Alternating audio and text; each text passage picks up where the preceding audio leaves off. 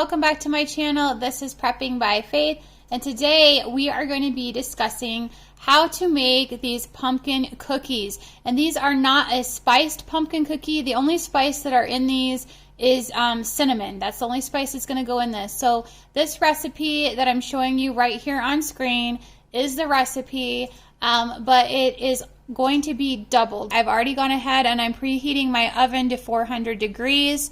But I thought this would be a good recipe to share with you guys just because I know others have made pumpkin cookies in the community, but not everybody has made a cookie that isn't a spiced pumpkin cookie. Now this is going to be more of a cake type cookie. I came across this recipe several years ago and my family really enjoys it. It's actually one that has been shared throughout my more distant relatives. So this has gone through my entire family. Everybody that's tried these really enjoys these. So I wanted to share this with you guys today because of the season that we're in. And I know pumpkin is just one of those things that a lot of people really enjoy. So we're going to get started on this in just a second. Okay guys, so the first thing that we're going to do is we're going to put our butter in here. This needs to be softened. So I just pulled this out of the fridge several hours ago. So it's basically going to be 1.5 sticks is what we're putting in here because like I said, we're doubling the recipe. So I'm going to get my butter in this bowl. And we are just going to be going ahead and adding the butter and sugar for now. So I'm going to get 1 cup of sugar in here. Another cup of sugar. And then we're going to need 2/3 more cups of sugar. So I'm going to get some more sugar in here real quick. And we're just going to beat this together until it is nice and fluffy. So I'm going to go ahead and get that started.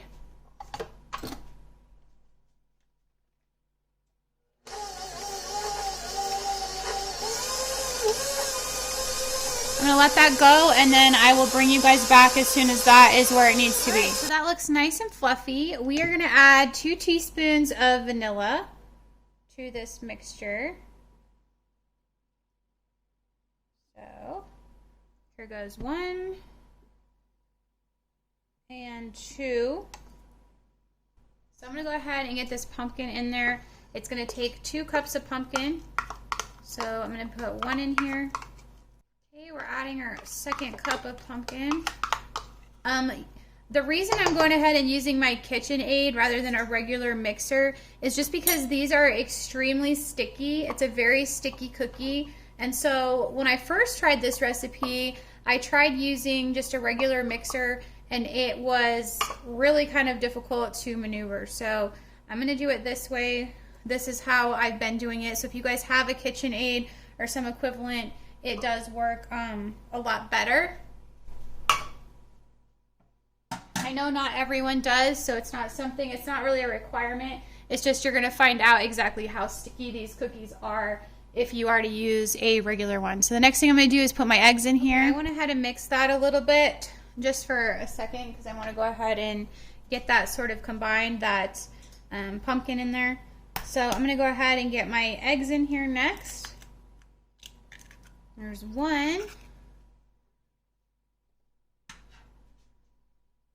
Making a big old mess over here, guys. 2nd egg, okay. Now we're just going to combine this for a little bit and then we'll add the other things in just a second.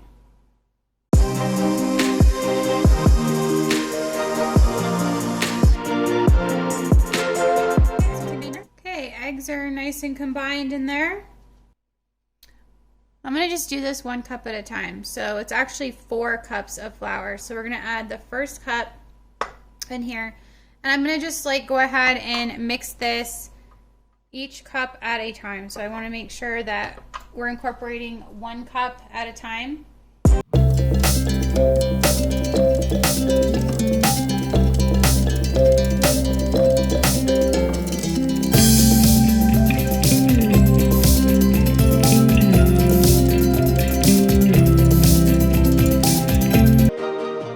Alrighty. So here comes 2 teaspoons of baking soda.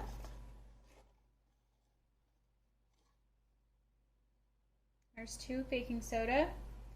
1 teaspoon of salt.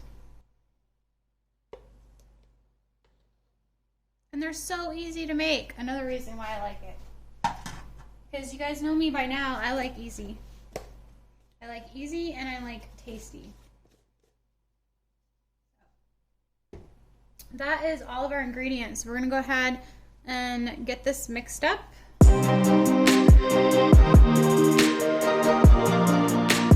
Okay, so this is the size that I put on my cookie sheets. As you can see, they're probably closer to maybe 2 spoonfuls rather than just 1. We like a bigger cookie. They may take a little bit longer to bake because of that, but that's why a toothpick is your friend.